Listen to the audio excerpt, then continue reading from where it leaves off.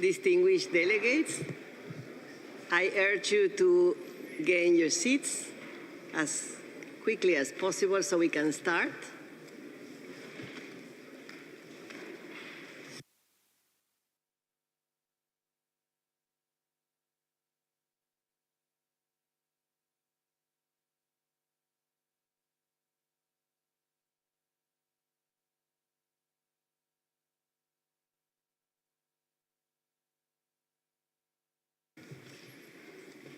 Excelencias, distinguidos delegados, permítanme comenzar en español esta sesión. Declaro abierta la 21ª sesión de la Asamblea de los Estados Partes en el Estatuto de Roma de la Corte Penal Internacional. Constituye un privilegio y un honor para mí darles la bienvenida a todos ustedes a esta asamblea que tenemos por primera vez sin restricciones relativas a COVID de los 2 últimos años. Estoy realmente encantada, como me imagino lo estarán igualmente ustedes, de poder regresar a las condiciones normales de trabajo y a un centro de convenciones lleno de personas que sostendrán una discusión vibrante sobre la mejor manera de apoyar y fortalecer a la Corte, ya sea en el contexto de la Asamblea en sí o en los numerosos eventos paralelos que tendrán lugar sobre temas sumamente interesantes. Sin embargo, teniendo presente el objetivo de minimizar el riesgo a la seguridad y bienestar de los delegados, oficiales de la Corte y funcionarios de la Corte, la Mesa de la Asamblea ha recomendado que a todos los participantes se les solicite no ingresar al centro de convenciones si han sido diagnosticados con COVID en los últimos 5 días, no ingresar en el centro de convenciones si han tenido síntomas consistentes con COVID-19 en los últimos 5 días, y la Mesa ha recomendado también que consideren el uso de una mascarilla dentro del centro de convenciones. Todas estas recomendaciones son para la protección de todos ustedes y de todos nosotros. Tenemos una agenda importante delante de nosotros. En particular, tenemos que adoptar el presupuesto para el 2023, discutir sobre temas de cooperación, el proceso de revisión de la Corte y el Estatuto de Roma, adoptar las recomendaciones sobre la elección del secretario de la Corte y elegir a los miembros del Comité de Presupuesto y Finanzas. Antes de proceder con nuestra agenda, los invito a ponerse de pie y a observar 1 minuto de silencio dedicado a la oración o a la meditación, en particular por las víctimas.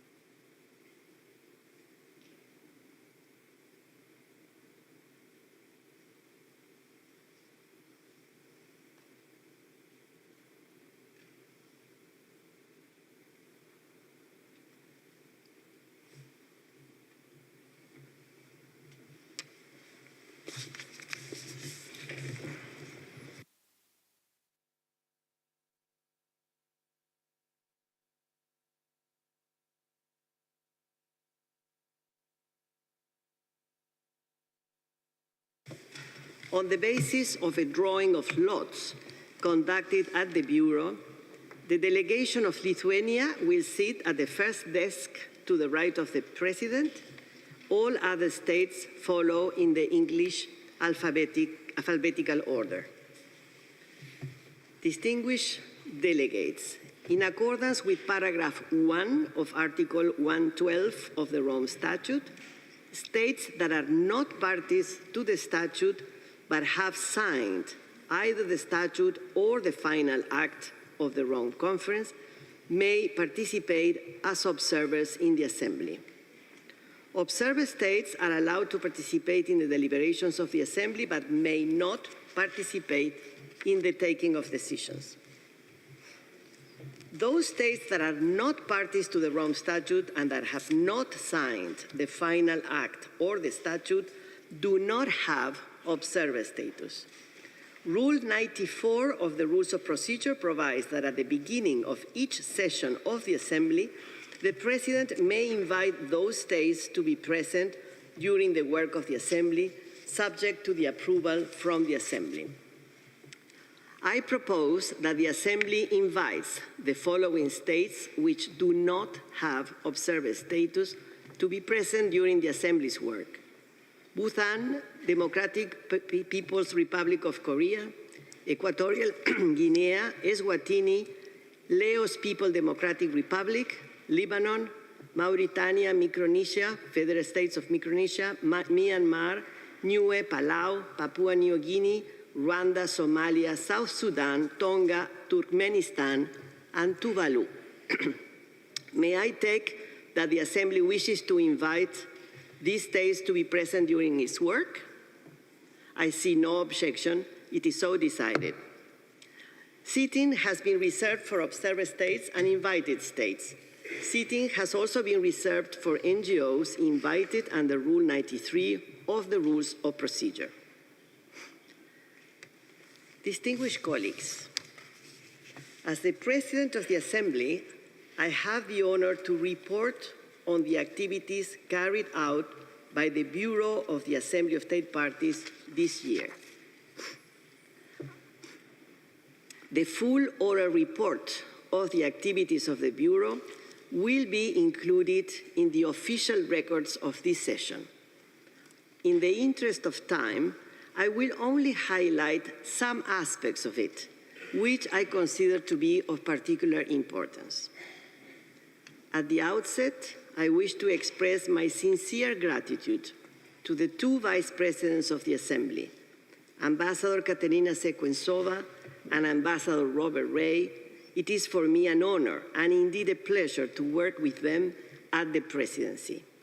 I thank them for their support to me and the Bureau and for their hard work as coordinators of the Hague Working Group and the New York Working Group, respectively. I am extremely pleased that they are both present at this Assembly. Distinguished colleagues, the Bureau has had a fruitful and busy year. As reflected in the report, in addition to the regular monthly meetings of the Bureau, there has been intense activity carried out by the working groups of the Bureau, the review mechanism, facilitations, and focal points in the fulfillment of their allocated mandates. The Assembly owes them a debt of gratitude for conducting sometimes arduous consultations for us to be able to make decisions and achieve goals of fundamental importance to the strengthening of the Rome Statute system. Their work has been efficiently supported by the Secretariat of the Assembly.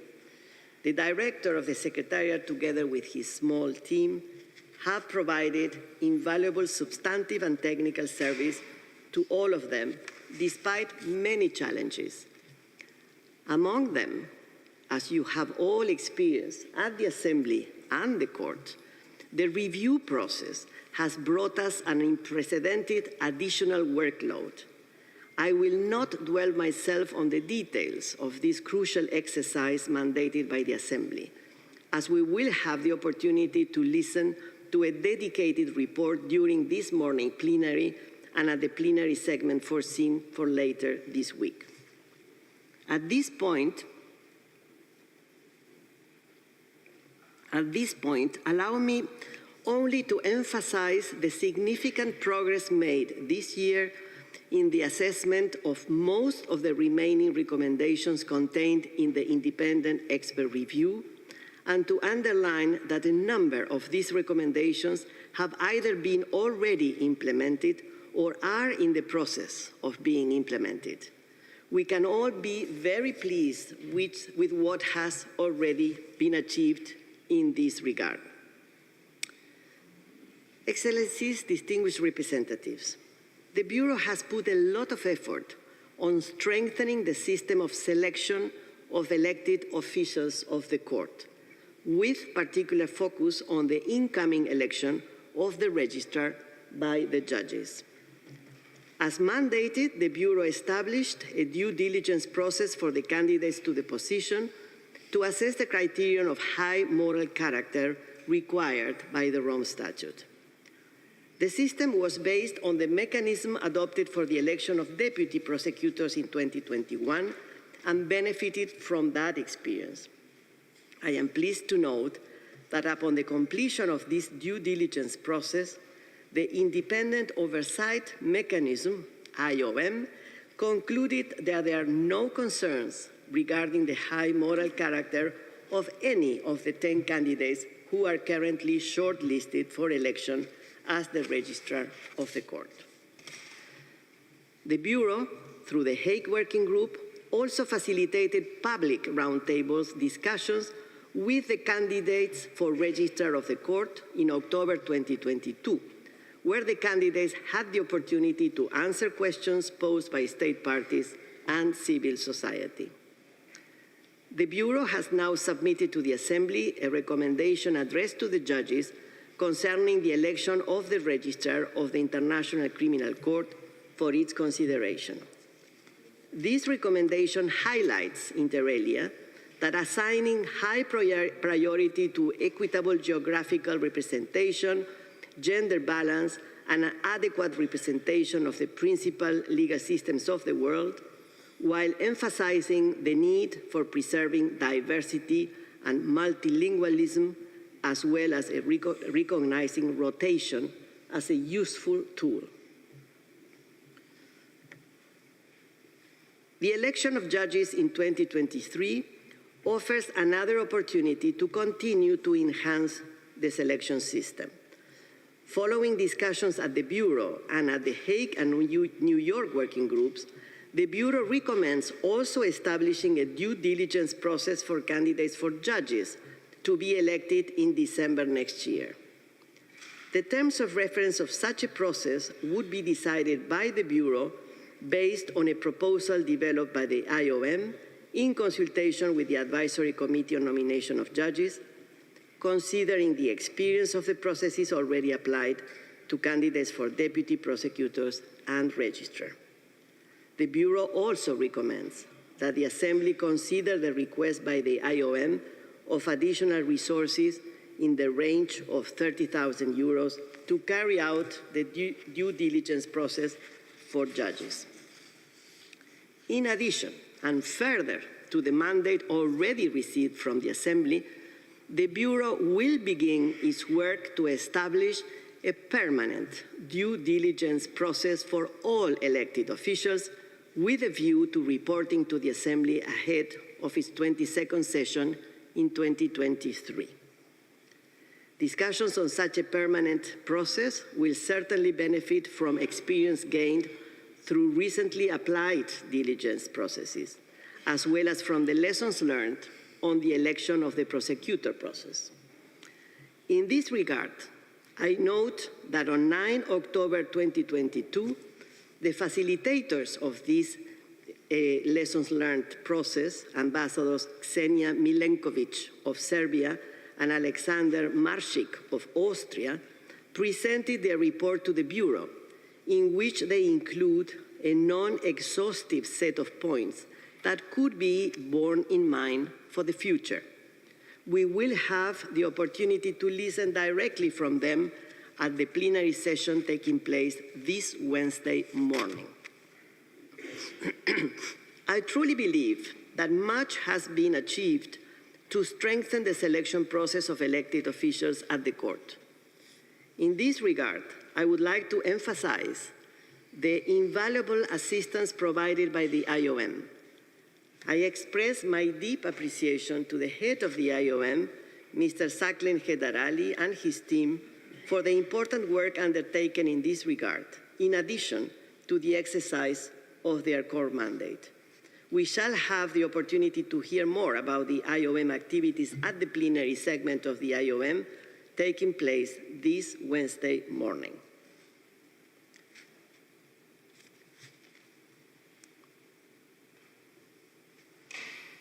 Excellences, dans le cadre du mécanisme d'examen, le Bureau a été chargé de mettre en œuvre la recommandation des experts indépendants pour répondre aux mesures politiques négatives pour le système du statut de Rome.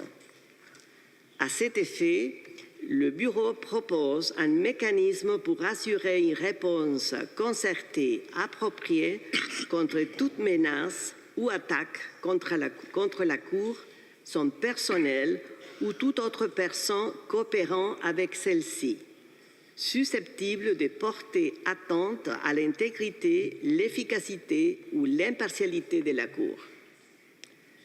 Le mécanisme proposé réaffirme que l'Assemblée des États parties et la Cour partagent la responsabilité de promouvoir et protéger les objectifs et le travail de la Cour. La responsabilité principale pour coordonner une réponse appropriée contre de telles menaces et attaques incombe à la présidence de l'Assemblée, toujours en consultation avec la Cour et, le cas échéant, avec le Bureau et autres parties prenantes. Les mesures adoptées par le Bureau en consultation avec les États parties seront sans préjudice de toute initiative entreprise par d'autres parties prenantes. Le secrétariat de l'Assemblée a préparé, sur la base des contributions des États parties et de la société civile, une compilation de mesures qui pourraient être potentiellement prises pour répondre à de telles menaces ou attaques en ajout au mécanisme.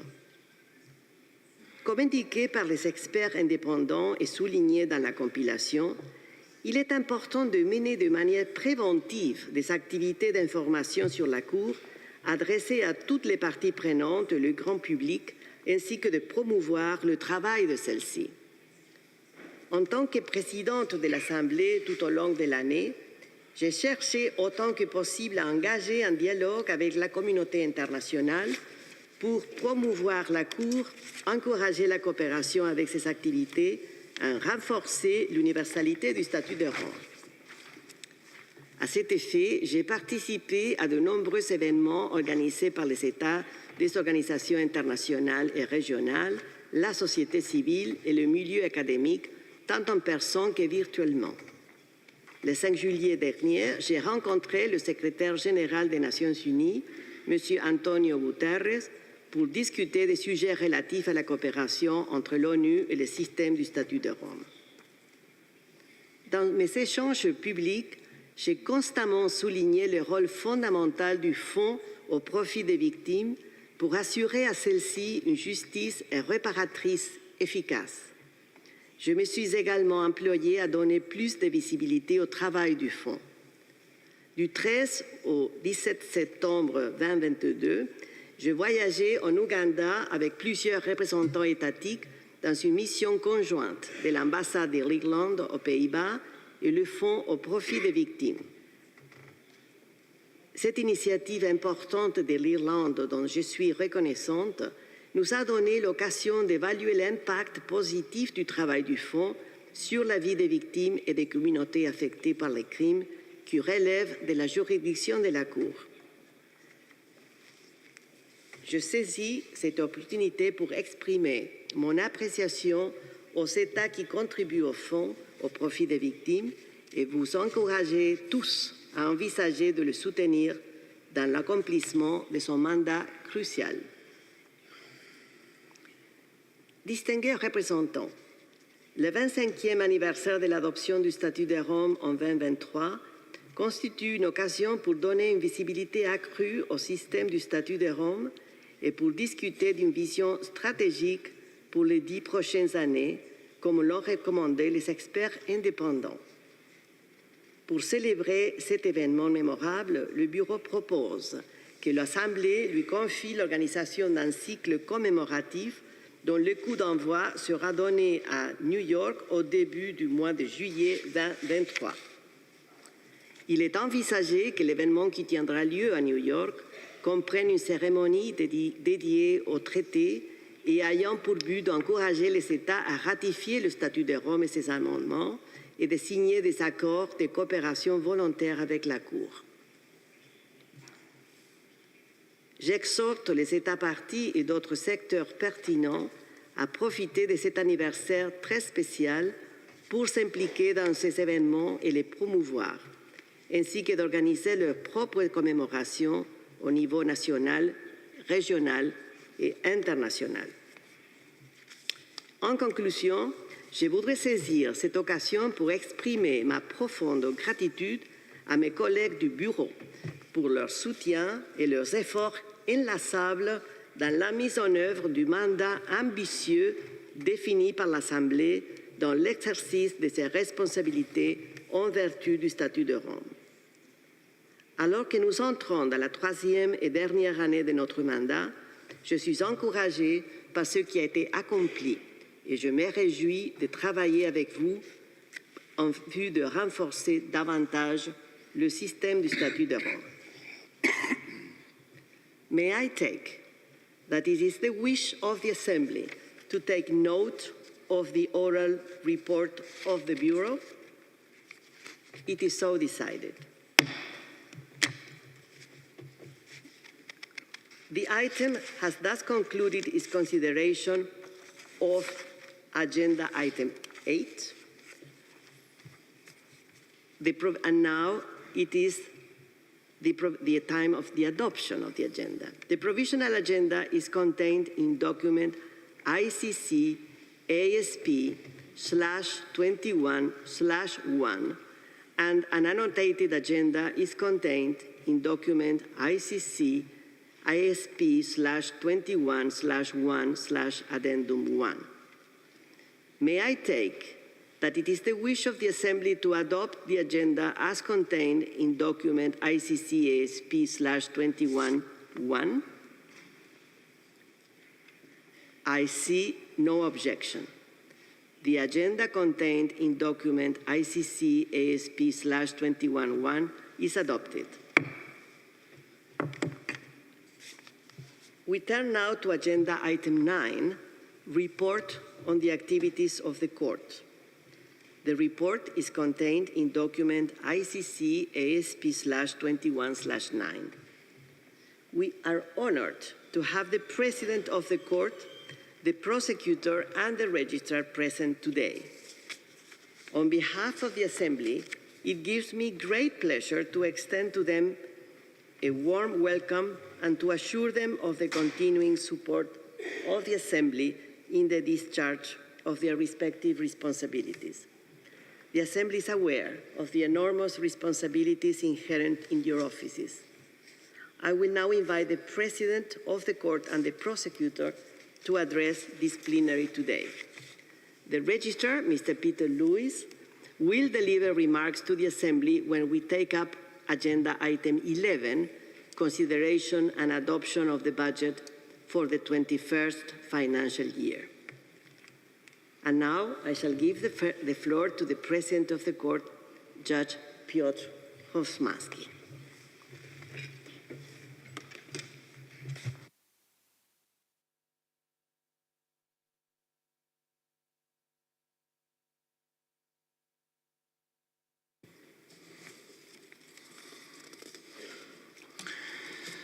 Madam President of the Assembly of State Parties, Mr. Prosecutor, Mr. Registrar, Madam Chair of the Board of Directors, dear Vice Presidents and fellow judges, honorable ministers, esteemed delegates of states and representatives of civil society, ladies and gentlemen, it's a pleasure to take the floor before you today. We are at the end of an exceptional year for the International Criminal Court. The court's workload reached unprecedented heights with new trials as well as new investigations. We celebrated the ICC's 20th anniversary, a mark of significant maturity of our institution. And we returned to full physical presence at the court's premises, ending a long and demanding period of adapted working methods during the pandemic. The demands and expectations toward the ICC may be higher today than ever before. And the court is responding to these expectations with full dedication. Our staff is working with incredible commitment across the organs and across all levels of seniority. The ICC is truly a living court in action. At The Hague, but also elsewhere, much of the work that makes the trials possible happens in the situation countries. And conversely, that is also where the impact of the trials and judgments is most felt. To fully appreciate the court's activities as well as impact on the ground, I traveled 2 weeks ago to Bangui, to the Central African Republic. This is something I had intended to do since the very first day I assumed the position of the ICC president. I was keen to meet with staff of the ICC working in the court's country office in challenging circumstances. I wanted to meet with community leaders and hear the perceptions of the ICC. And I wanted to meet with victims benefiting from projects of the Trust Fund for Victims. The visit to Bangui was rewarding and thought-provoking in these and several other aspects.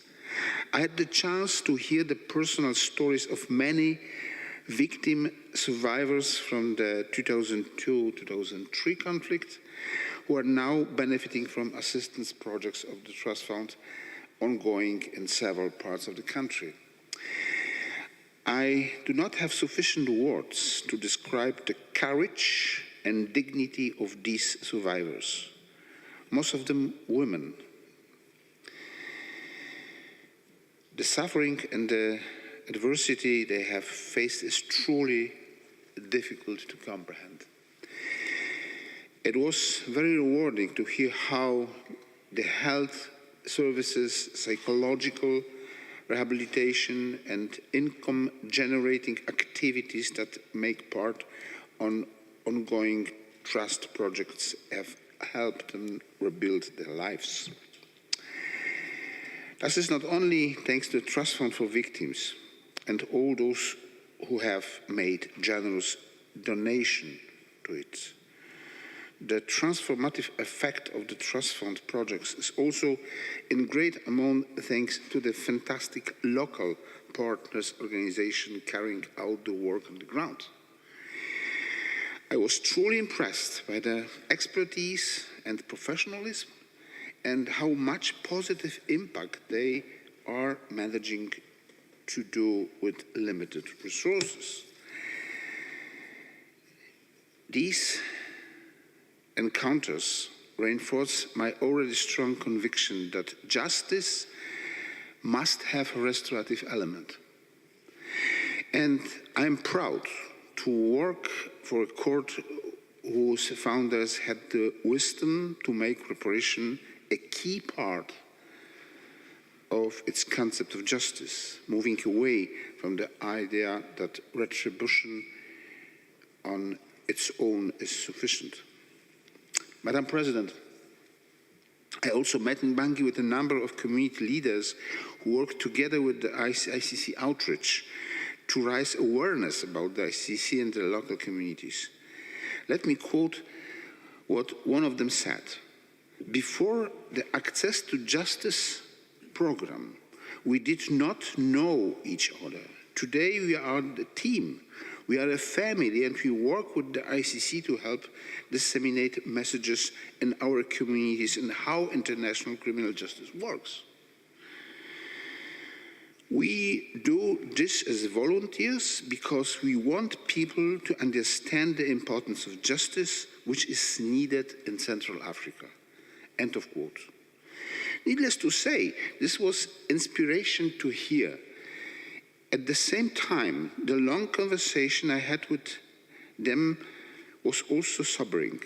They told me about a huge lack of information, and they posed many difficult questions, such as why is person X prosecuted, but not person I? What about accomplices? What about the big fish? Why is justice so slow, and so on? I told them honestly that I do not have all the answers, but it was clear that this is a strong need for justice. And that takes me another theme which also featured strongly during my stay in Central Africa.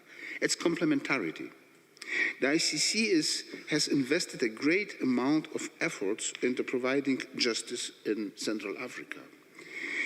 And I was glad to see that this has inspired efforts to deliver justice in the national jurisdiction. I am encouraged by the increasing activity of the Special Court in Bangui, which issued the first judgment a couple of months ago.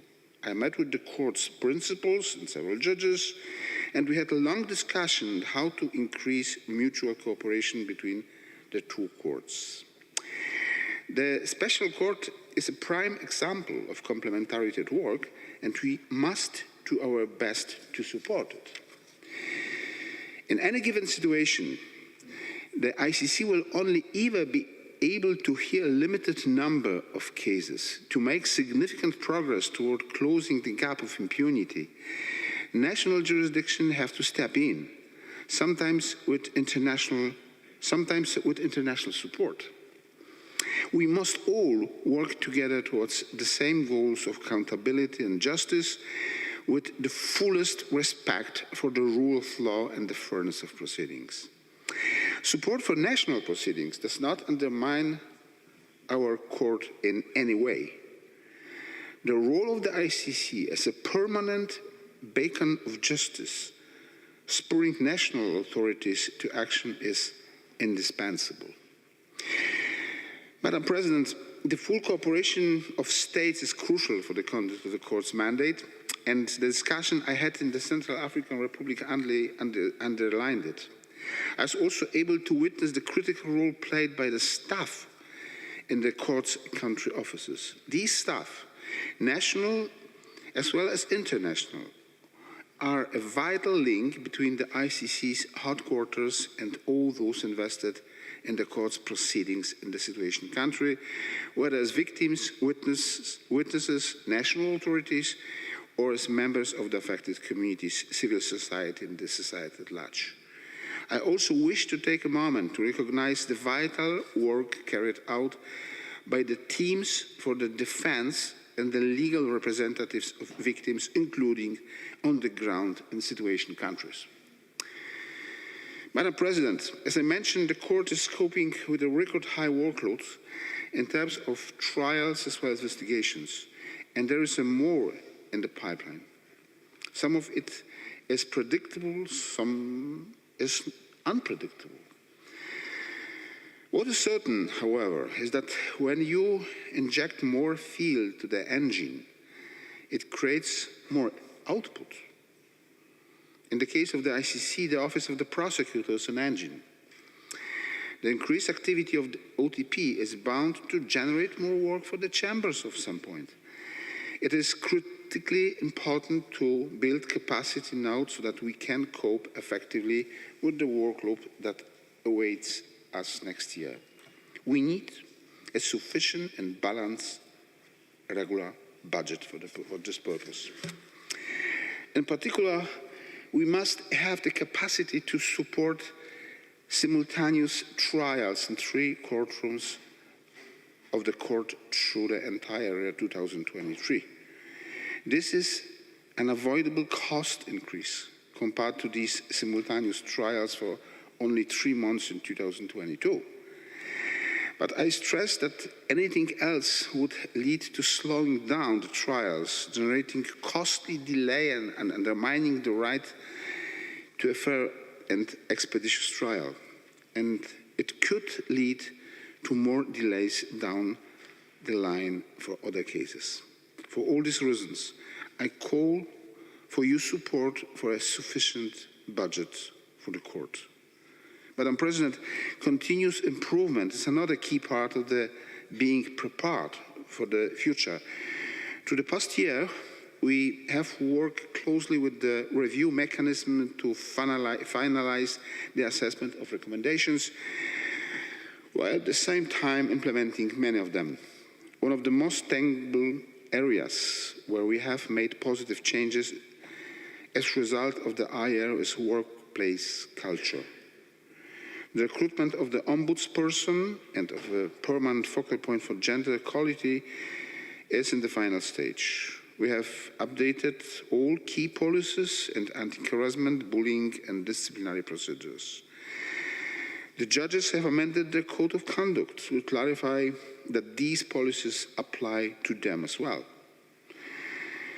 They have also decided to establish an informal complaints mechanism for the judiciary to address alleged abuse of authority. In the judiciary, the independent oversight mechanism conducted a detailed evaluation of the staff working conditions following my request. This has given us numerous important pointers for improvement, and we are taking measures in response. These are just a few examples of the numerous positive changes that are happening in the court. We are going in a good direction, and we will continue to do so. Madam President, I cannot finish without mentioning the universality of the Rome Statute. This is one of my highest priorities. It is challenging and often unrewarding work, as there are no real low-hanging fruit left. I have truly tried to use every opportunity I had, which I could create, to urge more states to join the ICC. And I remain an optimist that sooner or later, some of our joint efforts will bear fruit. And we will see the number of state parties grow, hopefully already next year. Many non-state parties are present in this room today. I call upon you all to take steps toward joining the Rome Statute without delay. Madam President, Excellencies, ladies and gentlemen, I could easily speak for another hour, but I believe my time is up. However, I look forward to future engaging with you on topical issues at the many meetings and side events during this week. Thank you for your attention, and thank you for your support for the court. I wish you, everyone, a productive session.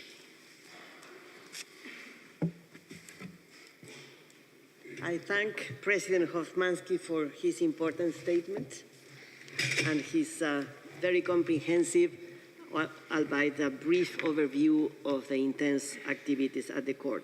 And now I invite the prosecutor of the court, Mr. Karim Khan, to address the Assembly.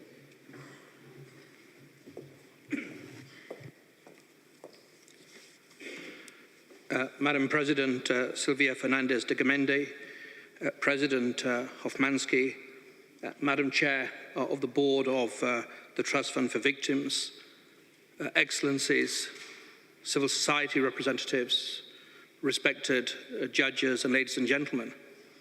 I must start, if I may, by acknowledging the role and contribution of the Registrar, Mr. Peter Lewis. This court is a difficult place to work with very demanding responsibilities. It can be lonely and challenging in equal measures. And as this is the last budget round of discussions and the last Assembly of State Parties that the Registrar will attend in his current capacity, I really want to acknowledge his amazing courtesy and failing professionalism and very real attempt to tackle myriad difficult issues in a way that we can all be very proud of. He is going to be an immense loss to the International Criminal Court. It was in August of this year when I made my way to Kalma camp in the north of Darfur where I met men, women, and children that had been living in those camps for almost 20 years. And they greeted me and my small delegation with chants of "Welcome, welcome, ICC. Welcome, welcome, ICC." And it was a moment of very genuine reflection and a moment of deep humility in which one could very palpably see the hope and the expectations of normal people who have lived through unprecedented times, who believe that justice is not a word, but it is a promise that is going to be collectively delivered. It revealed the potential of this court. But as I told the Security Council 2 days later from Khartoum,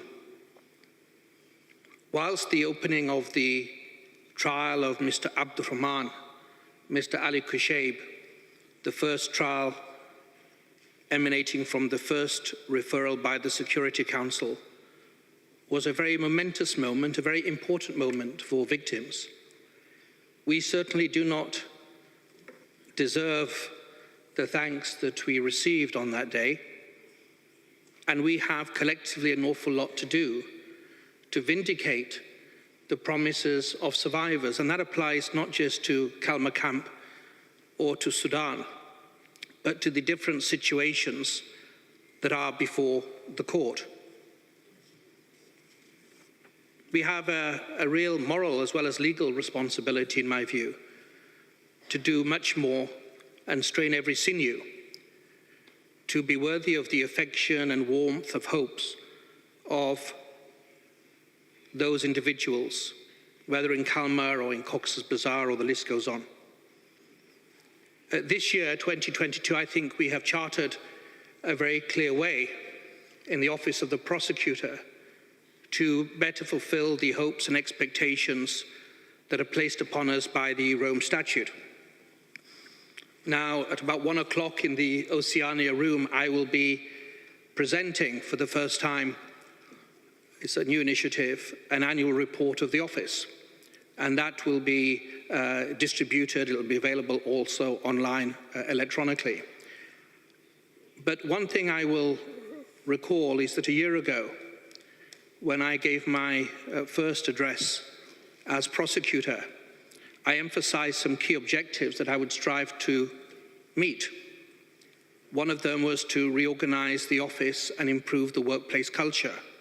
One was to focus better in terms of crimes of sexual or gender-based crimes and crimes against children. I identified a goal to make the office that I have the honor of leading more nimble, more agile, and more field-based wherever possible. So we bring the office closer to the people that are impacted by crimes. I emphasized the need to embrace modern technology, and I repeatedly emphasized the reality that we cannot succeed unless we build new partnerships, not only as an institution or with the Assembly of State Parties, but with non-state parties as well, with civil society organizations and also with international institutions. In terms of the workplace culture and panel, I'm pleased to report that with your support, we now have 2 deputy prosecutors. We now have the new 2-pillar structure that was detailed last year. We have lawyers and investigators and analysts and trial support assistants and case managers sitting together in the same physical space. My deputies and I have continued the process of open door policy, once a week, seeing staff at whatever level. And we've also instituted monthly lunches with different teams. Based upon the work that the President mentioned of the independent expert review and the report that emanated from that, I constituted an ad hoc workplace committee. Last December, with the kind support of Norway, we had a side event, and this year we also had another town hall, and I released to the staff an anonymised version of that report. I've referred matters to the independent oversight mechanism where necessary. We've dealt with certain other matters by way of performance issues. And we have, with the fantastic support of the Special Advisor on Workplace Culture, Ms. Perna Sen, she has assembled an advisory group of staff members and also a new committee called Are We There Yet? We're not. We're not there yet, but I think there is a direction of engagement with staff in which we can collectively fulfill the aspiration that the office that I lead should be really amongst the most vibrant places to work. In terms of my promise to focus more on sexual and gender-based crimes and crimes against children, I wish to acknowledge the fantastic work of the men and women of the office. We have excellent, outstanding, world-class special advisors. I can't name all of them, but on this topic, particular recognition must be given to Veronique Aubert, Special Advisor on Children, Kim Salinger, Special Advisor on Sexual and Gender-Based Violence, and also Professor Lisa Davis, Special Advisor on Gender Persecution. Tomorrow there will be a side event with Veronique Aubert on children, where myself and her and the two deputies will take part. On Wednesday we are launching, for the first time, a policy paper on gender persecution. We are also moving forward with the operational manual that was also an item mentioned by the independent expert review report, and hopefully next year that will be ready. And we have a new head of the Gender and Children's Unit reporting directly to the Deputy Prosecutor. In terms of the promise of moving more to the field and becoming more nimble, well, for the first time in the history of the ICC, in relation to the Security Council, I was honoured to deliver 2 briefings in this reporting period to the Security Council from Khartoum and also then from Tripoli. In addition to that, my deputies and myself have had a number of high-level engagements with many situation countries, whether they are Venezuela or Ukraine, the Central African Republic, Guinea, Nigeria, Bangladesh, the list goes on. And next year, God willing, some of my objectives will be also to go to the state of Palestine, Afghanistan, and the Democratic Republic of Congo. With the support of the President and the Registrar, we are moving. It's not all talk, we are moving to a more field-based presence. I mentioned to the Security Council that in the last period we had an almost continuous field-based presence in Libya and in the region. We have, with the leadership of Prime Minister Sheikh Hasina and the government of Bangladesh, already an interview facility that is operational and is being used in Bangladesh, in Cox's Bazar. President Zelensky said last week that he has agreed the opening of a field office, and the President has kindly designated Kyiv a formal duty station. And I've already mentioned in different fora the agreement of Venezuela and also Sudan to establish field offices there. Core activities, as the President mentioned, this has been an extraordinarily busy period. We've opened the trial in the Central African Republic, case of Said. We've opened the case of Mr. Abdurrahman, Mr. Ali Kushaib in the Sudan situation. There's been a case, a contempt case in Gisheru arising from the situation in Kenya. We've also opened new situations, of course, Venezuela, with an unheralded 43 states that have joined hands in seeking to refer that matter to the rule of law. And we've also responded in this period to applications by the Philippines and by Venezuela to applications to defer matters. And we've asked judges that we would like to continue to investigate. Innovation is not just technology. For the first time since the establishment of the Rome Statute, we've applied to the judges of the court to use the provisions of the Rome Statute that allow confirmation hearing in absence in the Coney case. And I think this is really important. I think our responsibility is to try to build strong cases and then to use the legal architecture to the maximum extent possible to vindicate the rights of survivors to justice. I think, to me, this is what a victim-centered approach really means, to preserve the testimonies of victims and make sure individuals that are fugitives to justice expedite proceedings, because if cases are confirmed by judicial decisions, they will go straight to trial, avoiding delay. I've, of course, closed preliminary examinations, not only in the Colombia situation with a new memorandum of understanding, but recently I went to Guinea and we closed a preliminary examination in the Guinea situation, also with an MOU, which shows that a relationship, a new vibrant cooperative relationship may be possible outside the confines of a preliminary examination. And I've also developed a clear plan of action to conclude the investigative phase in a number of other situations. I hope to make announcements in relation to that by the end of the year.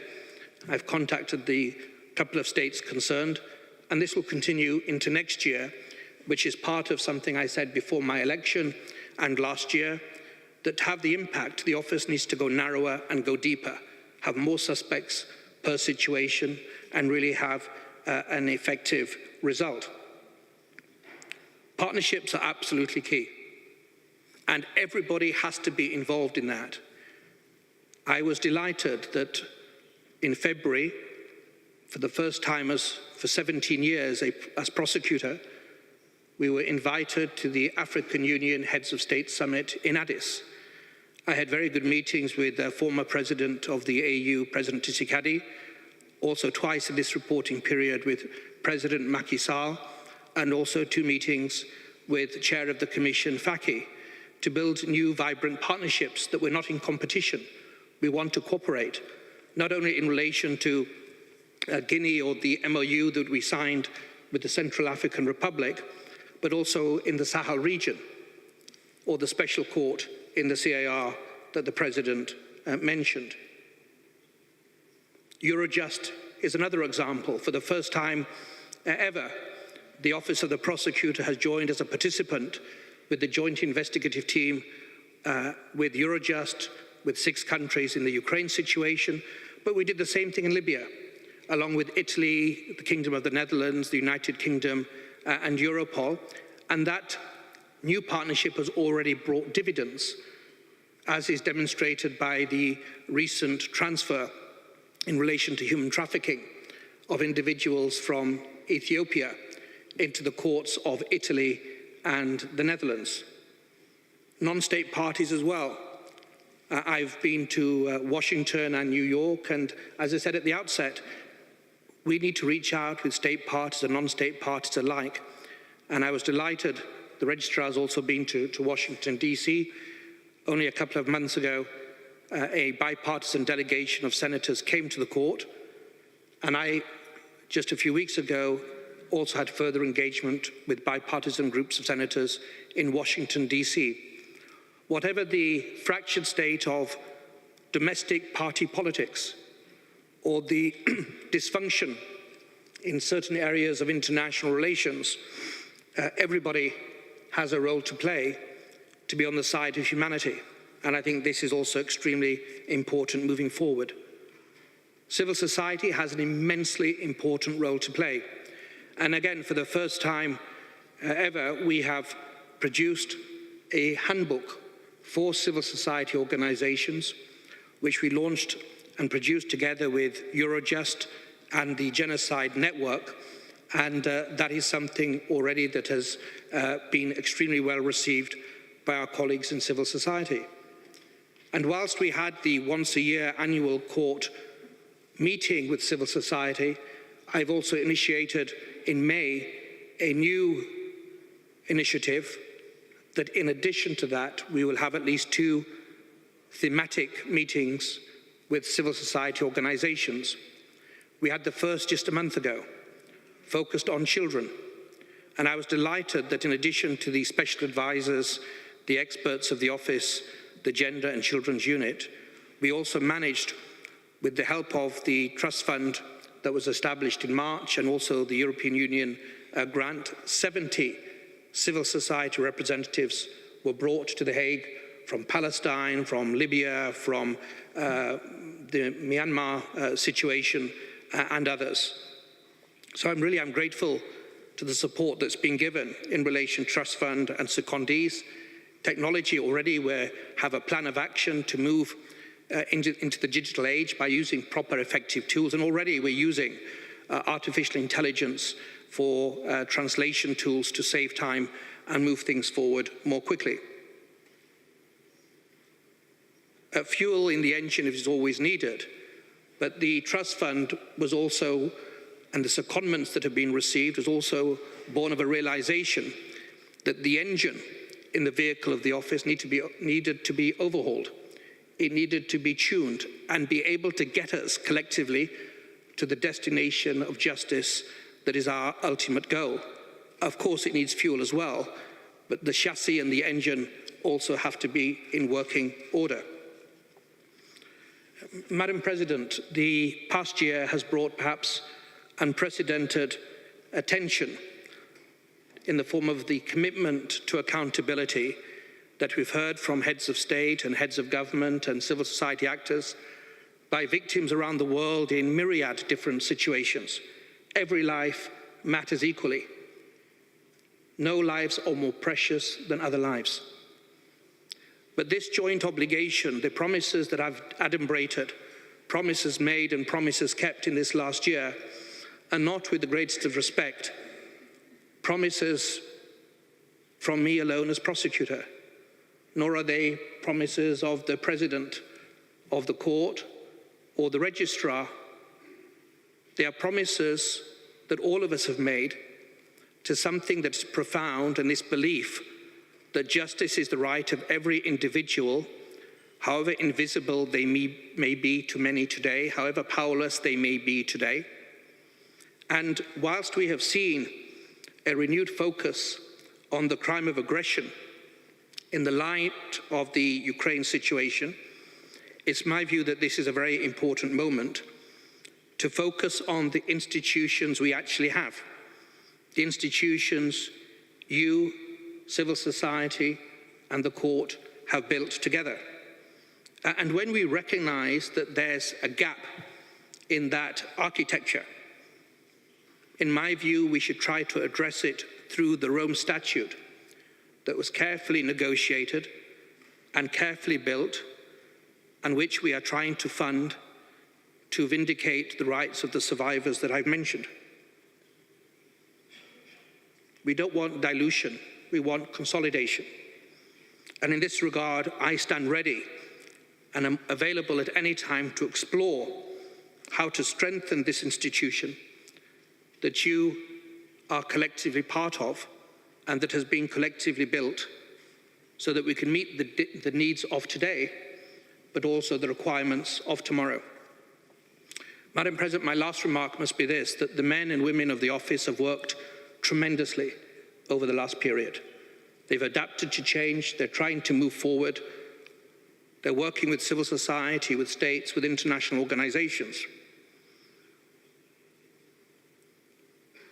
But the promises made and promises kept should be focused by all of us and all of you as you consider the budget discussions underway.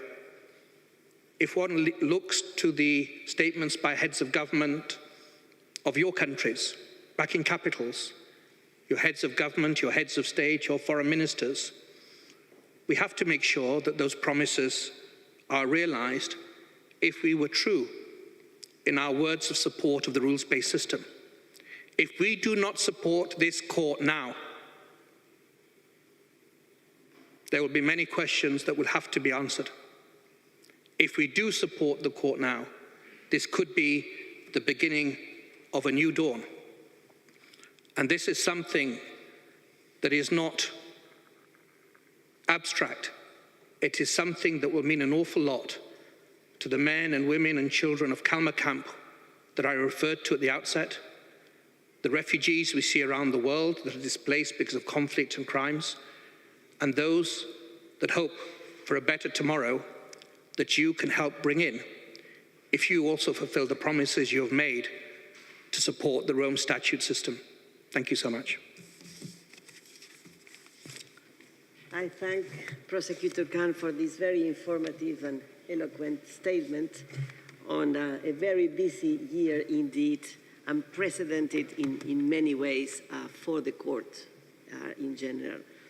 I propose now that the Assembly take note of the report of the International Criminal Court contained in document ICC ASP21-9. I see no objection. It is so decided. The Assembly has thus concluded its consideration of Agenda Item 9, and we turn now our attention to Agenda Item 10, which is the report of the Board of Directors of the Trust Fund for Victims. The report on the activities and projects of the Board for the period 1st of July 2021 to 30 June 2022 is contained in document ICC ASP/21-14. I now have the honor to give the floor to Ms. Minu Josefina Tavares Mirabal, Chair of the Board of Directors of the Trust Fund for Victims.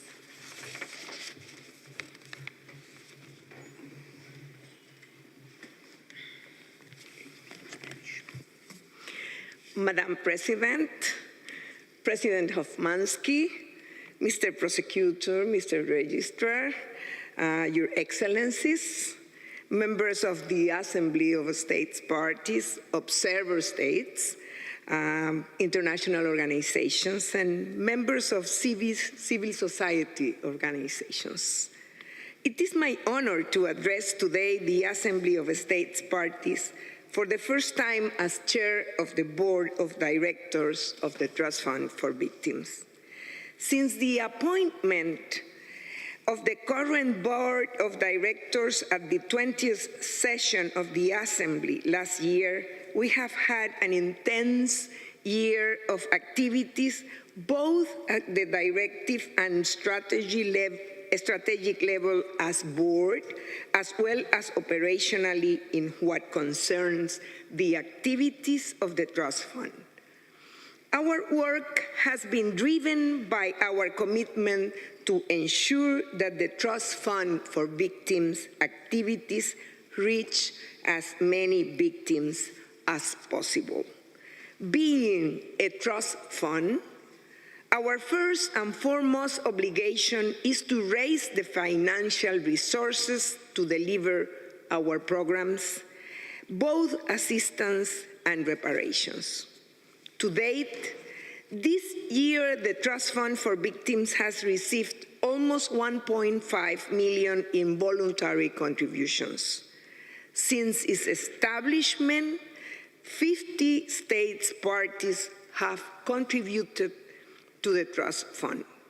I thank in particular those states that have made contributions or pledges for contributions this year, as well as those who have even doubled their pledge.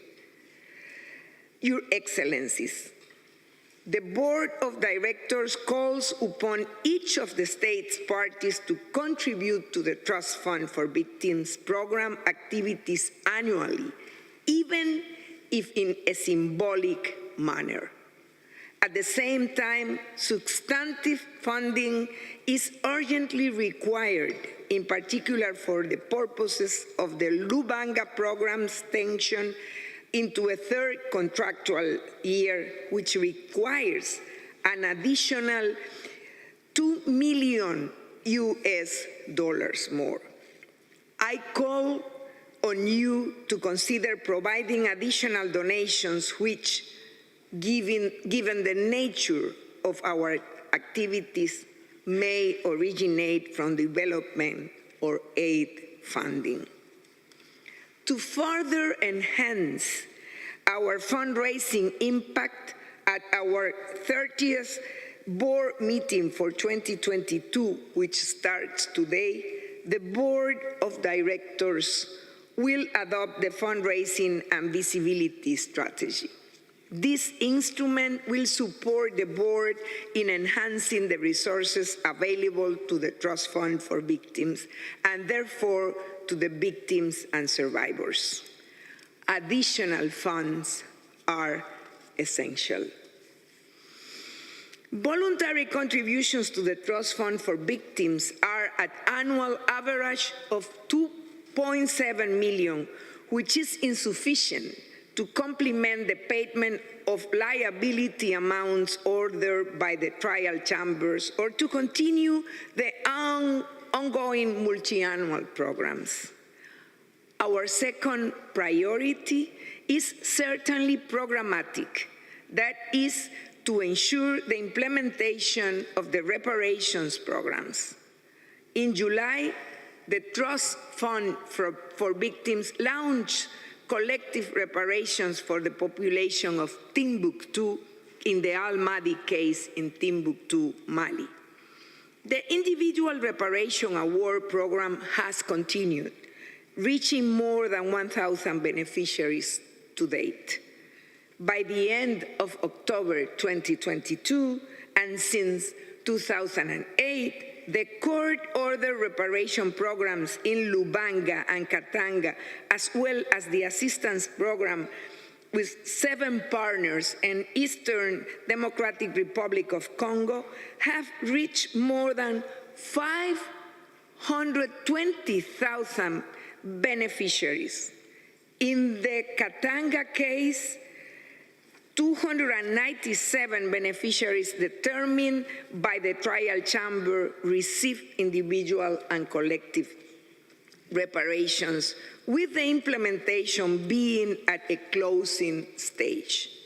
Approximately 800 beneficiaries have been included to date in the collective service-based reparation program in the case of Lubanga. The second contractual year of this program has started this month, December 2022. A limited initial reparation program for victims in the Ntaganda case has continued throughout 2022. The Trust Fund has also put in motion symbolic, collective and individual reparations in relation to 13 incidents of Rome Statute crimes of particular gravity as part of its assistance program in Côte d'Ivoire. A symbolic ceremony under the leadership of the government of Côte d'Ivoire took place in last November, to recognize the victims of the post-election violence in Douekoué, one of the places at which the TFB conducts its assistance program. As it has been said today, in September, the Irish Embassy co-organized and supported a monitoring mission to northern Uganda and brought the transformative work of the Trust Fund for Victims in Uganda closer to the 3 board members and representatives of 14 states. The program has been active since 2008 and reached approximately 68,000 direct beneficiaries. A side event about this mission with testimonies with the attendees will take place tomorrow at lunchtime. I hope you can join us. Your Excellencies, our third pillar of work is to ensure that our work is seen to be done. Over the past month, once the COVID restrictions have lifted, the Trust Fund for Victims has taken action to increase the visibility of its 3 court-ordered reparations programs and its 4 assistance programs through a number of important events and missions. These have allowed donors, states parties, and court officials to become more acquainted with the work of the fund and its implementing partners and to evaluate its impact. In addition to transparency and accountability, the visibility feeds into fundraising efforts. We thank the donors and participants of the missions to northern Uganda and Kinshasa and Bunia in the Democratic Republic of Congo. These missions have been welcome for the transparency they have brought. States, parties, and victims call on the trust funds to enhance its communication. Thus, it will be essential that despite the lack of additional resources, the budget that the Assembly will approve will allow us to continue to engage with the communities, at least at the minimum level recommended by the CBF. In this regard, we seek to increase our own abilities and collaborate with court and state parties. Despite important progress, we have considerable challenges ahead. In 2020, the independent expert report made a sobering assessment of the performance of the Trust Fund for Victims, highlighting as central the need for enhanced governance, strategic approaches, and collaboration with the court. In this regard, the Board of Directors has taken essential steps to strengthen the governance of the Trust Fund as required by the IER report and in line with the decisions of the review mechanism. As part of the revitalization of the Secretariat of the Trust Fund, in April 2022, this board continued the leadership transition plan set out by the previous board and which has taken effect as of 1st September of this year. The Board of Directors is currently in the process of selecting the new executive director through an open and competitive recruitment process, and which benefits of the participation in the selection panel of members from the judiciary and the Office of the Prosecutor. To further strengthen the Secretariat, the Board has proposed to the Assembly amendments to the regulations of the Trust Fund for Victims as to put in place tenure for the executive director role and to clarify the respective roles of the Board of Directors and the Secretariat. These amendments are before this Assembly for approval.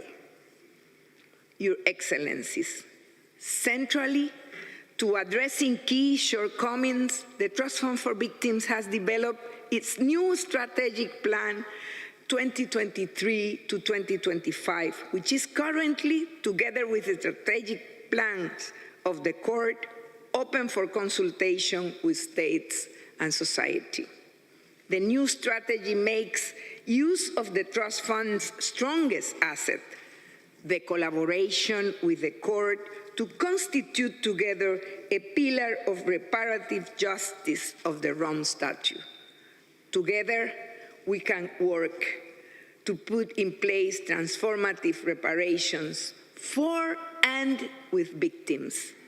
Together, we can mitigate the negative effects of Rome Statute crimes for the next generations. Together, we can work for peace and stability. Madam President, Your Excellencies, while presenting progress and demonstrating through this report our determination as board, I do not wish to sugarcoat the reality. All existing programs are currently running at minimum contractual values and could, with additional funding, easily reach many more beneficiaries. Also, it is essential that assistance programs be launched in all the situations under the court jurisdiction. And for this to be achieved, renewed collective action by you is essential. As I stated, during the 20th anniversary of the court in July, we must remember that the wording of the Rome Statute is written with the ink of victims' suffering. If we are to continue pledging that victims are the center of the Rome Statute system, such pledges need to be matched with resources. Muchas gracias, muchas veces. Thank you. Muchas gracias. I thank Ms. Tavares Mirabal for her statement. And on behalf of the Assembly, I ask that she convey to the distinguished members of the Board the appreciation of the Assembly for their tireless efforts and commitment to provide effective remedy to victims. I propose that the Assembly take note of the report of the Board of Directors of the Trust Fund for Victims contained in document ICC ASP 21-14. I see no objection. It is so decided. We have thus concluded our consideration of agenda item 10, and we now turn to item 15.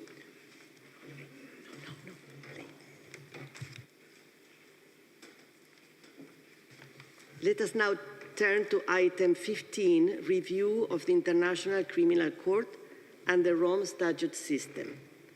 The Assembly has before it the report of the review mechanism submitted pursuant to ICC ASP/20 Resolution 3, which is contained in document ICC ASP 2134. I now invite the two state parties' representatives who have led the work of the review mechanism in The Hague and in New York, Ambassador Paul van den Uijssel from the Netherlands, and then Ambassador Michael Cano, Sierra Leone, to present their report from the rostrum.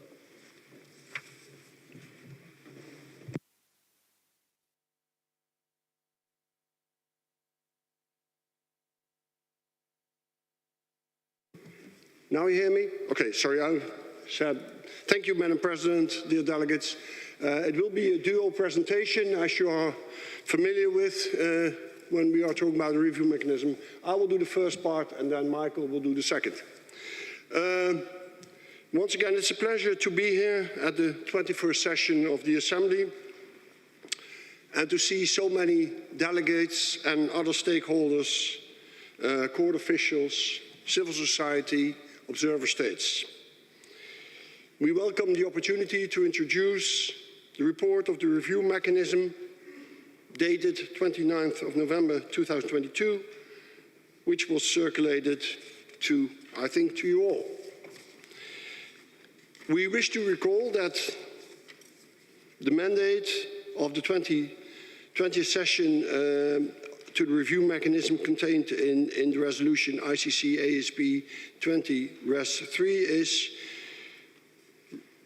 request the review mechanism in close coordination with the court, focal points and relevant Assembly mandates to provide regular updates to all states parties through the Bureau working groups on the review process, including on any impediments to the progress identified, to brief the Assembly in writing on the overall progress of its work before the 30th of June 2022, and to submit a report on the review process to the Assembly well in advance of its 21st session. On A, progress in the assessment of and possible further action on the recommendations of the independent experts and measures for the implementation of the review process. B, progress in the work of the relevant Assembly mandates on the issue referenced in resolution ICC ASP 18 Res 7 paragraphs 18 and 90, and C, any other progress in the review process. The report of the review mechanism reflects the discussions held by the review mechanism as the platform for discussion in the second half of 2022. The review mechanism's 30th June report on the overall progress of its work, also submitted pursuant to the same resolution, sets out discussions held in the 8 meetings of the first semester.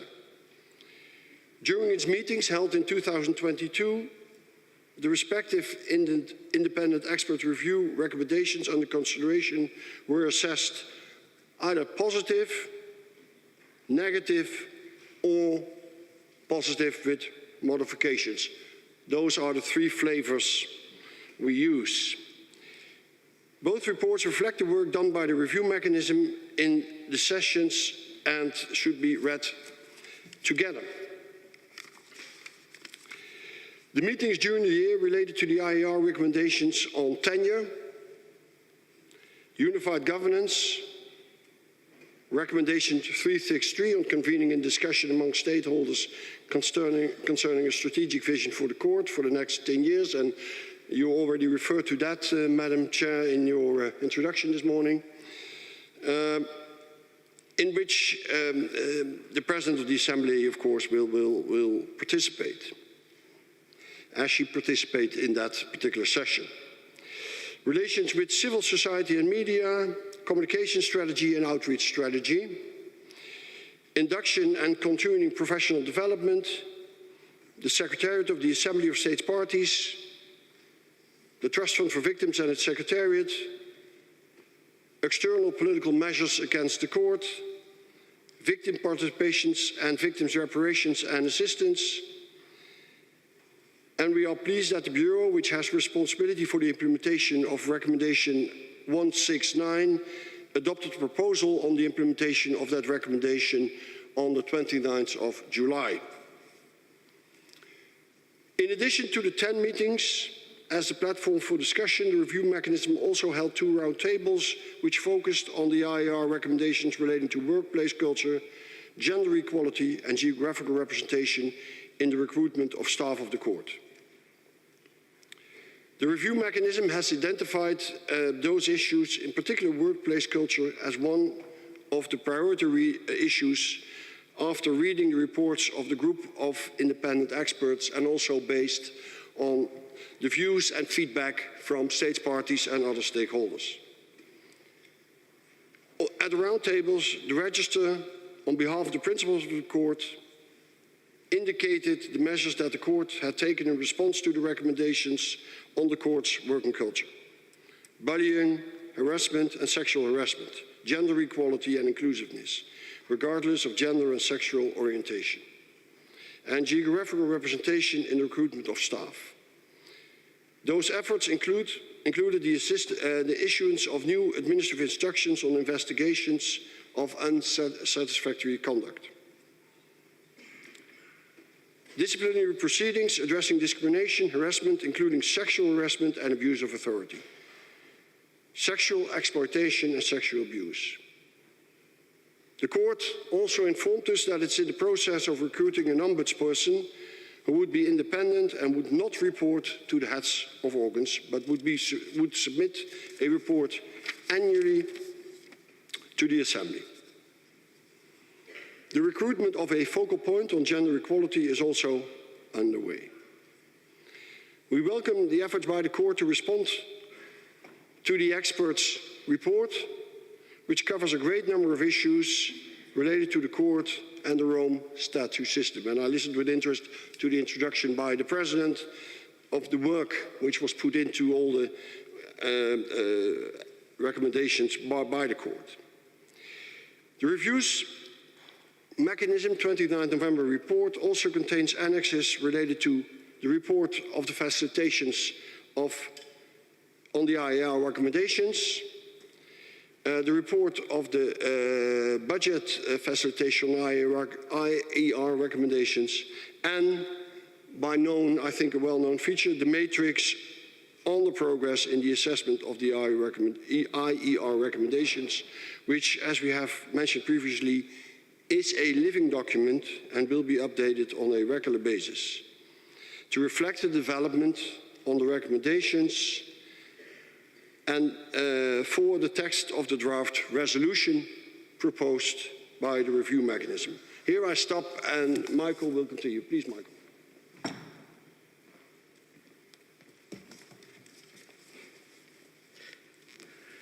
Madam President, moving on to the draft resolution which the review mechanism has proposed, we wish to indicate that the resolution will give a specific mandate to the court on IR recommendation 105 on tenure.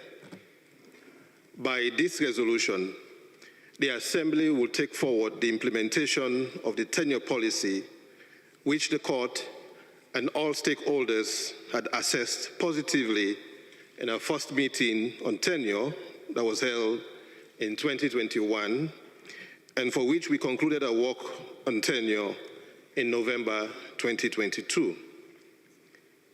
In the latest language proposed, the Assembly would, and I quote, endorse the positive assessment of recommendation 105, tenure, to which the review mechanism served as a platform for assessment, and invite the court through the registry in close consultation with the Bureau to develop a detailed proposal addressing also the financial implications for the introduction of a tenure policy as of 1st January 2024 for approval by the Assembly at the 22nd session.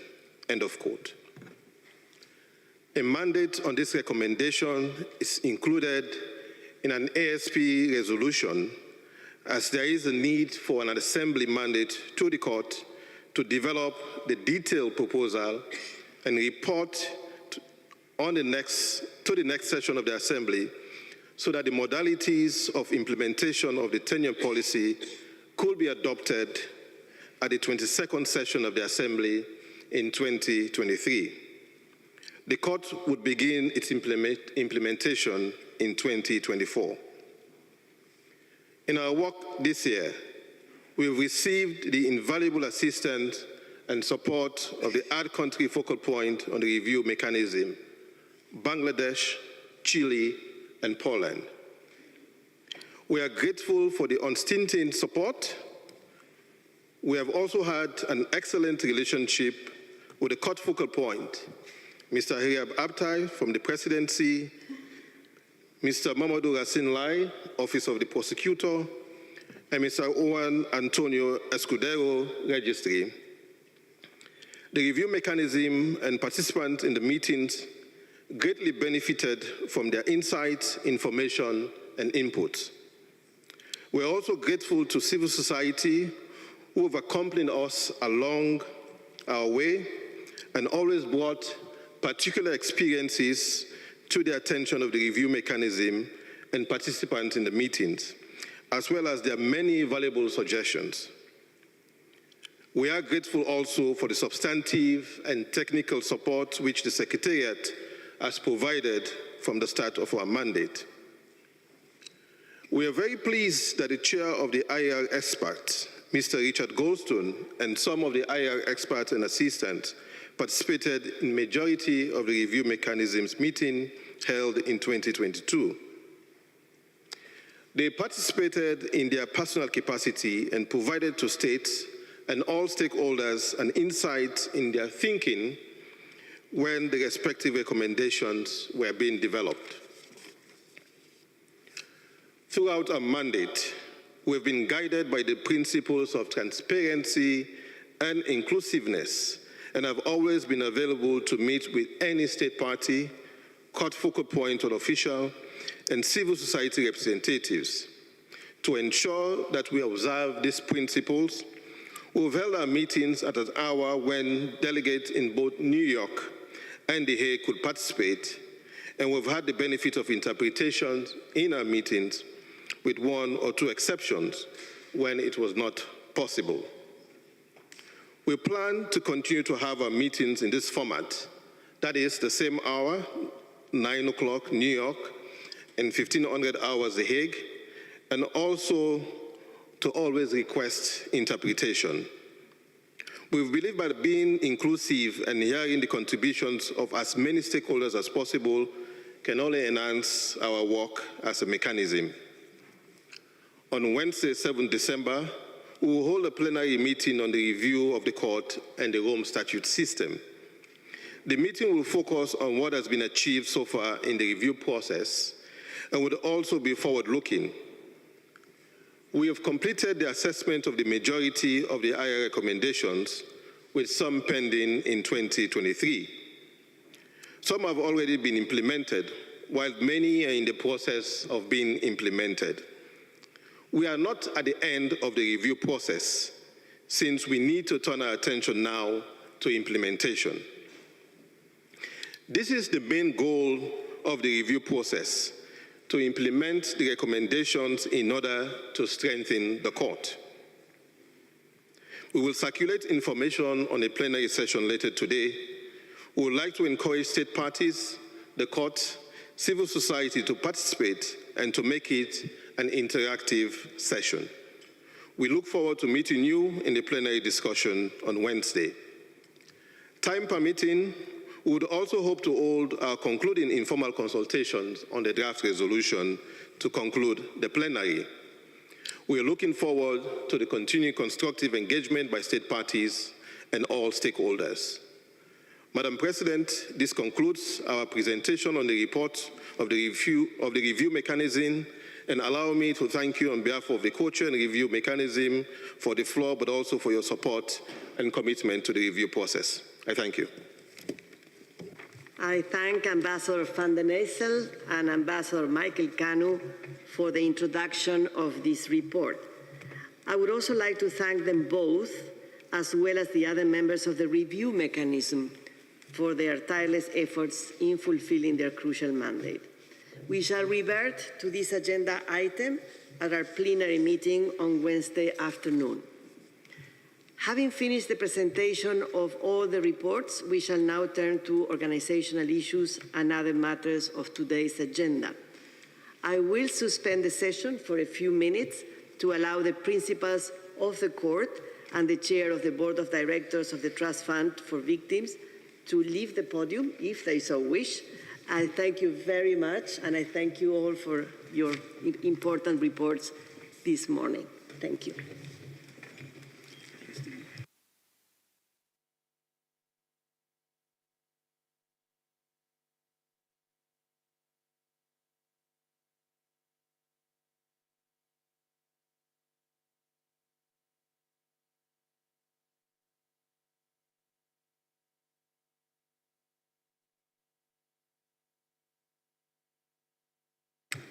The Assembly will now begin its consideration of Agenda Item 5.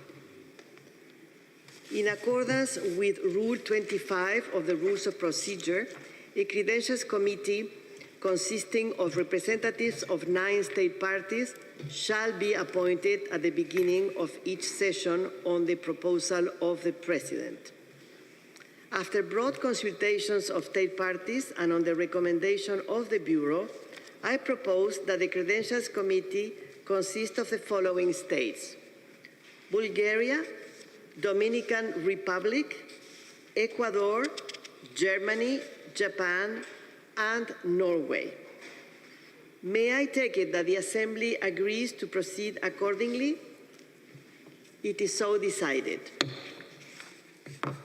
I wish to remind representatives that pursuant to Rule 25 of the Rules of Procedure, credentials shall be submitted to the Secretariat, if possible, not later than 24 hours after the opening of the session. Credentials shall be issued by the head of state or government, or by the Minister of Foreign Affairs, or by a person authorized by either of them. Before we move to the next agenda item, I wish to indicate that Mr. Bisa Nene from Côte d'Ivoire has been nominated as rapporteur for the 21st session.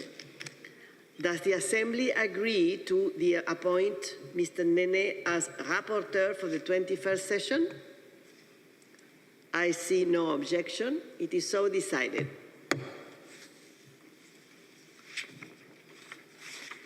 Distinguished delegates, we shall now turn to agenda item 6, organization of the work. The Bureau has considered the program of work, which is reflected in the ASP journal dated 2 December, which was disseminated last Friday.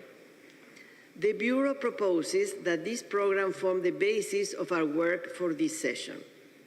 I trust that you will all understand that the program of work may be subject to modification depending on the progress attained on the different items. I would like to ask each representative to ensure that he or she arrives on time for the meetings in order for the Assembly to complete its consideration of all items on its agenda for the 21st session. May I take that the Assembly decides to adopt the program of work reflected in the ASP journal dated 2 December 2022? I see no objection. It is so decided. As proposed by the Bureau, the Assembly will meet in plenary session and may hold informal consultations on the key issues on which decisions must be taken. At its 2nd December 2022 meeting, the Bureau recommended that the following representatives serve as coordinators for the 21st session. For the Working Group on the Program Budget for 2023, Ambassador Francis Galatia Lanitu Williams from Cyprus. For the informal consultations on the Omnibus Resolution, Ms. Virpi Laukkanen from Finland. May I take that the Assembly wishes to proceed on this basis? I see no objection. It is so decided. I congratulate Ambassador Francis Galatia Lanitu Williams, Cyprus, and Ms. Virpi Laukkanen from Finland, and I wish them every success as they carry out their responsibilities. I wish to assure them that they can rely on the Bureau to provide any guidance that may be necessary. The Assembly will now turn to agenda item 4, states in arrears. According to Article 112, paragraph 8 of the Rome Statute, a state party which is in arrears in the payment of its financial contribution towards the cost of the court shall have no vote in the Assembly and in the Bureau if the amount of its arrears equals or exceeds the amount of the contribution due from it for the preceding 2 full years. The Assembly may nevertheless permit such a state party to vote in the Assembly and in the Bureau if it is satisfied that the failure to pay is due to conditions beyond the control of the state party. The Secretariat sent a note verbal dated 8 November 2022 to all concerned states via their United Nations missions as well as their embassies in The Hague and Brussels, informing them that they were in arrears and recalling the provisions of Resolution ICC ASP4 Resolution 4 on the request for exemptions, as well as stating the minimum payment required to avoid the application of Article 112, paragraph 8 of the Rome Statute. In accordance with information provided by the Court, it would appear that Article 112, paragraph 8 of the Rome Statute is currently applicable to 12 state parties. The Bureau of the Assembly received a request for an exemption from the loss of voting rights for the 21st session of the Assembly from the Bolivarian Republic of Venezuela. The Bureau decided to recommend that the Assembly grant requests for waivers at the 21st session on an exceptional basis, while also emphasizing the need for the state parties concerned to engage with the Registrar of the Court on an urgent basis in order to establish a plan for payment of arrears. The Bureau also decided to revisit this issue next year in order to determine the best way forward. On this understanding, may I then take that the Assembly agrees to exempt the Bolivarian Republic of Venezuela from the loss of voting rights? I see no objection. It is so decided. I would also like to invite other state parties that are subject to Article 112, paragraph 8 of the Rome Statute that wish to request an exemption from the loss of voting rights to submit a formal request via the Secretariat of the Assembly of State Parties. And I would like to stress once again the importance of ensuring that the court is provided with the necessary financial resources. The state of arrears and outstanding contributions and the liquidity issues facing the court are matters of great concern. I encourage all state parties to transfer their assessed contributions in full and on time, or in the event of pre-existing arrears, immediately in accordance with Article 115 of the statute and Rule 105.1 of the financial regulations and rules. Distinguished colleagues, let us now turn to agenda item 13, election of 6 members of the Committee on Budget and Finance. There have been intensive consultations in the last weeks on the issue of the composition of the committee, both as regards the allocation of seats and candidatures as such. I regret to inform you that the Bureau was not able to reach an agreement on the matter. It therefore recommends to the Assembly the appointment of a facilitator on the issue of the election of 6 members of the Committee on Budget and Finance.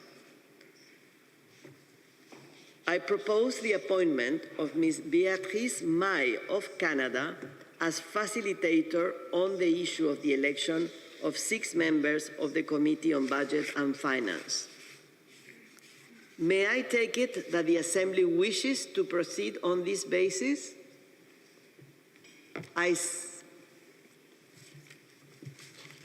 Kenya, you have the floor. Madam President, further to the consultation that we had earlier, the Africa Group has put together a committee to deliberate on this matter, being led by the Ambassador of Uganda, Her Excellency Miriam Blacksoe, and this committee is scheduled to meet on Thursday.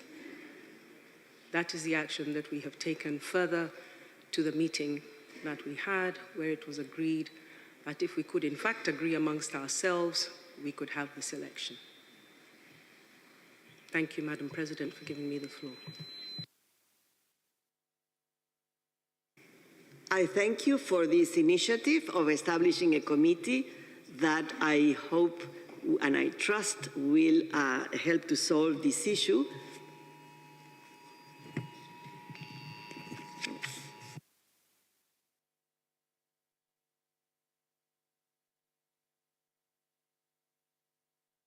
There is an emergency alert that is sent on Mondays. It will pass.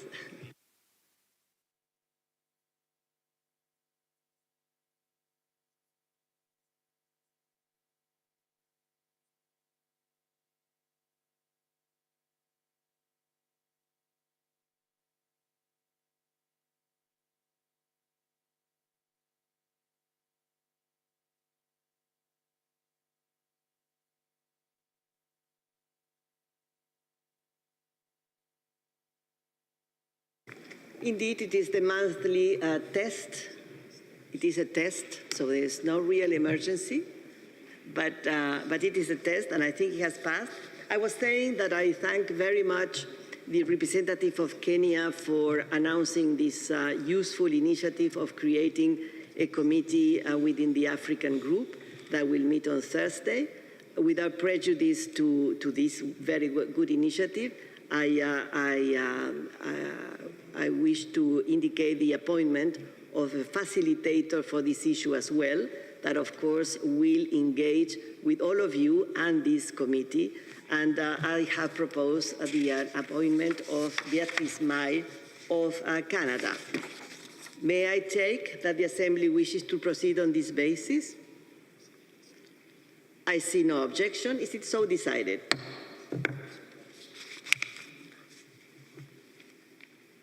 As regards the Committee on Budget and Finance, I would also like to inform you that the Secretariat has received a note verbal from the Embassy of Kenya, dated 30 November 2022, conveying the resignation of Ms. Margaret Shaba from the committee.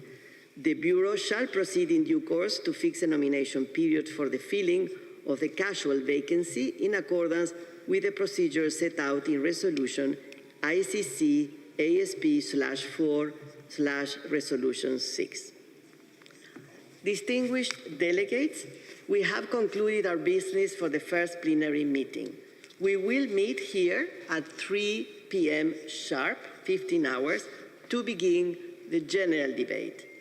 I wish to announce that the Credentials Committee will meet immediately following the adjournment of this meeting in Conference Room Europe 1 and 2. Europe 1 and 2. I wish you all a pleasant lunch break, and I see you back at 3 p.m. Thank you.